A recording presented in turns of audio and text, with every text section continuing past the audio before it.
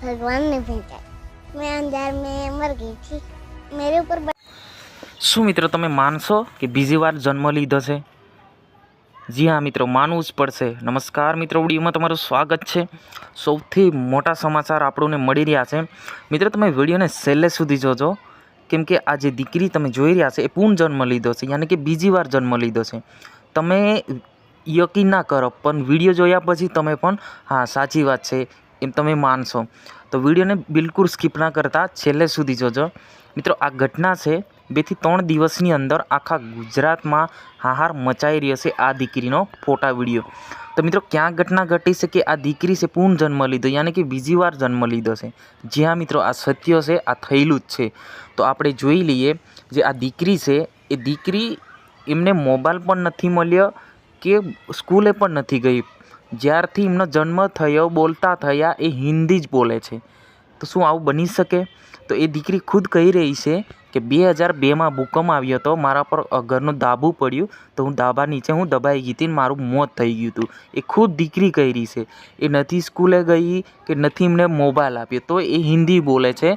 અને એમના જે મા બાપ છે એ તો એકદમ અભણ છે, એમને ખબર નથી પડતી. એવી ફટાફટ હિન્દી બોલે છે, કોઈ પણ જોડે હિન્દીમાં જ વાત કરે છે. અને એ દીકરી કહી રહી છે કે બધું એ પુનર્જન્મની બધી યાદો કહી રહી છે કે મારે આ નામ હતું, મારો જન્મ ત્યાં થયો હતો, મારા મમ્મી પપ્પા આ હતા, એ બધું ટોટલી આખું કહે છે.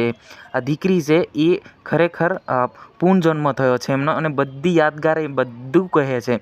અને આ છે આપણા ગુજરાતના બનાસકાંઠાના પાલનપુર તાલુકાના એક નાનકડા ગામની ઘટના છે કે છેલ્લા 5 દિવસથી આ સોશિયલ મીડિયાને હલાવી રહી છે.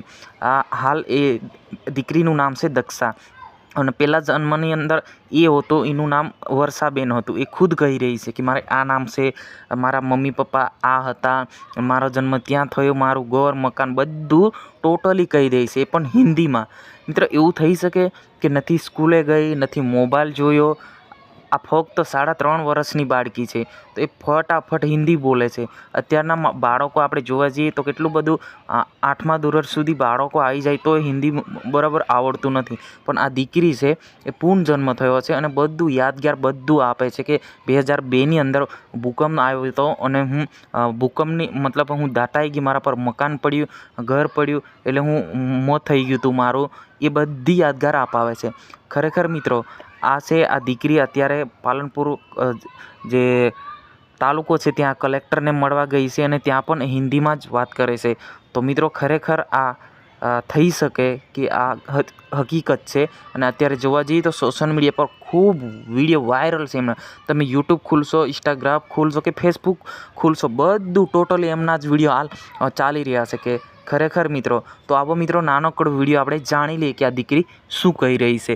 મિત્રો વિડીયો જોતા પહેલાં ચેનલ પર નવા આવ્યા હોય તો ચેનલને સબસ્ક્રાઈબ કરી મૂકજો. આવી આપણે જોઈ લઈએ. भगवान ने भेजा। मैं अंजार में मर गई थी। मेरे ऊपर बड़ा सा ढाबा था, वैसे दक्षिण